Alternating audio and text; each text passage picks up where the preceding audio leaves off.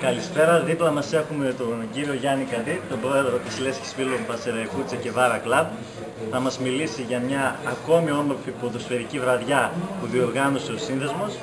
Τα παιδιά εδώ μαζεύτηκαν και μαζί τους πολύ φύλαχος κόσμος για να παρακολουθήσει τον ποδοσφαιρικό αγώνα της Εθνικής Ελλάδος, αλλά και αυτόν που θα ακολουθήσει ανάμεσα σε Τσεχία και Ρωσία. 5 λόγια από τον πρόεδρο θέλουμε. Όχι 6, έτσι.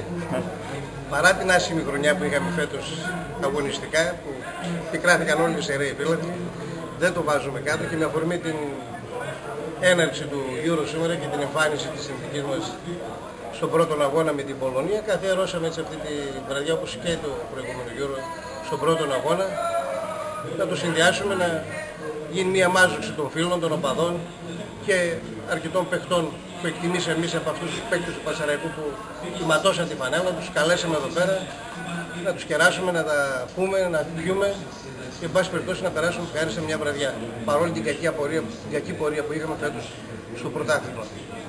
Την Τρίτη βγήκε η απόφαση που μας κράτησε στη Β' Εθνική. Έστω τις λίγες ελπίδες που είχαμε, μάθαμε την Τρίτη ότι και αυτές εξανεμίστηκαν με την αθώωση της καλής. Πόσο εύκολο είναι να μαζεύει τα κομμάτια του ένας φίλος και να κάνει και μια εκδήλωση πολύ όμορφη, να μαζεύει κόσμο για να βρεθεί εδώ.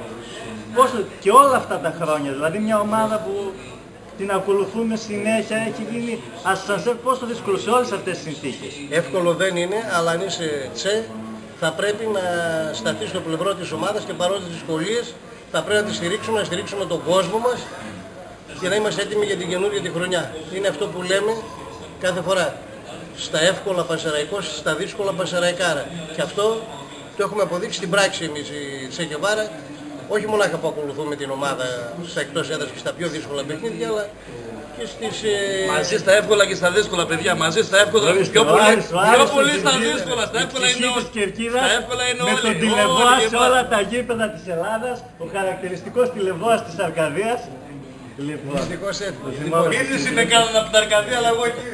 Λοιπόν, αυτά μάλιστα. Σήμερα είναι πολύ δύσκολο. Είδαμε φέτος ότι είχαμε 100 άτομα στο γήπεδο. Δηλαδή ο στόχος είναι η Τσεκεβάρα και πάλι του χρόνου να συσπυρώσουν οι ίδιοι τον κόσμο. Συνεχίζουμε πιο δυναμικά άσχετα με τις ενέργειες και τις τέτοιες του. Βλέπουμε ότι στην ομάδα μέλη της διοίκησης τσακώνονται μεταξύ τους. Παίχτες τα βάζουν με τη διοίκηση. Βλέπουμε ένα μπάχαλο γενικά, να το πούμε λαϊκά. Οι Τσεκεβάρα πάντως μένουν έξω από αυτό και στηρίζουν την ομάδα. Εννοείται. Μπας είναι και υπερβολή τώρα, παντού υπάρχουν αυτά τα πράγματα. Καλά, σίγουρα. Άλλους τα γνωρίζουμε, εμείς δεν έχουμε καμιά αυταπάτη. Φτώχεια γκρίνια, υπήρξε και μια δύσκολη χρονιά για την ομάδα. Και σε αυτή τη λογική, εν πάση περιπτώσει, εμείς συνεχίζουμε ακάθεκτα. Ευχαριστούμε πολύ τον πρόεδρο, έτσι.